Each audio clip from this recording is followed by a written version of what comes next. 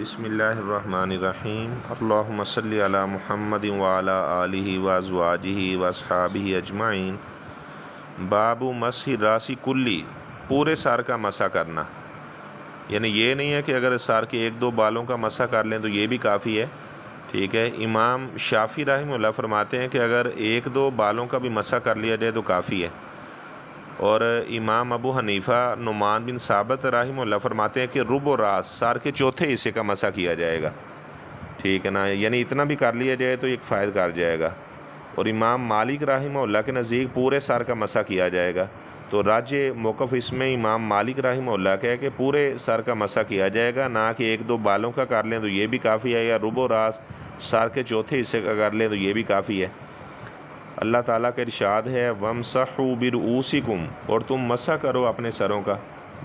وقال ابن المسیب، سعید بن مسیب رحمہ اللہ فرماتے ہیں، یہ سیدنا ابو ہریرہ رضی اللہ تعالیٰ عنہ کے داماد تھے۔ افضل التابعین سعید بن المسیب، تابعین میں سے جو افضل ترین تابعی ہیں وہ سعید بن مسیب رحمہ اللہ تعالیٰ ہیں۔ المرأۃ بمنزلۃ الرجل، جو عورت ہے وہ بھی مرد کی مانند ہے، ٹھیک ہے نا، یعنی کیسے یمسح ولا راسیہ، وہ بھی مسح کرے گی اپنے سر پر۔ یہ نہیں ہے کہ مردوں کے مسح کا طریقہ اور ہے، عورتوں کے مسح کا طریقہ اور ہے، ایسی بات نہیں ہے۔ وسئل مالک، امام مالک بن انس رحمہ اللہ سے پوچھا گیا ایجزئ، کیا کفایت کر جائے گا، یمسح بعض راسی، یہ کہ وہ مسح کرے سر کے کچھ حصے پر۔ فاحتج، تو انہوں نے حجت کے طور پر، دلیل کے طور پر پیش کی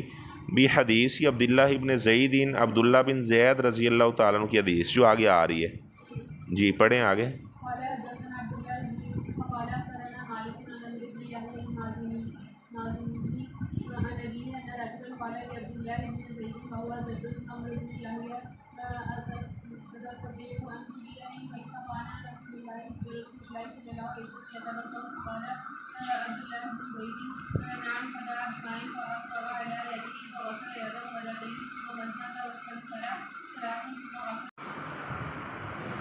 انا راجلن، بے شک ایک آدمی نے، قالا کہا، عبداللہ بن زید کو، وہو جد عمرو بن یحییٰ،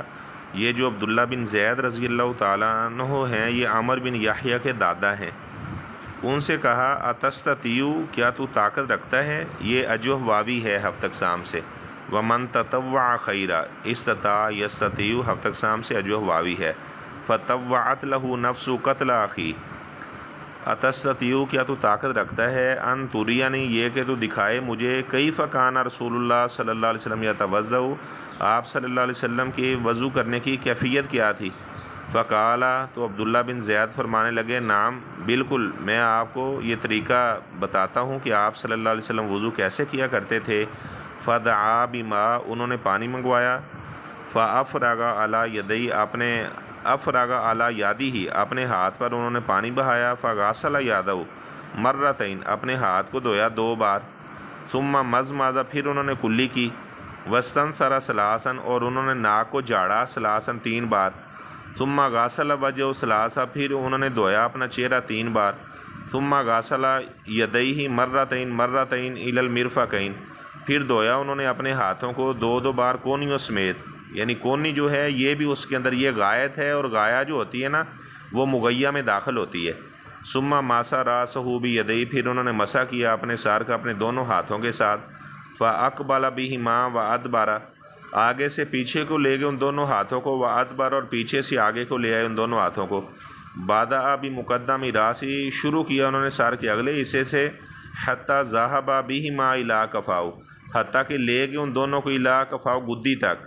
ثم ردہما، پھر لوٹایا ان دونوں ہاتھوں کو، الی المکان الذی، اس جگہ تک، الذی بادہ منہ، جہاں سے آغاز کیا تھا، ثم غسل رجلہ،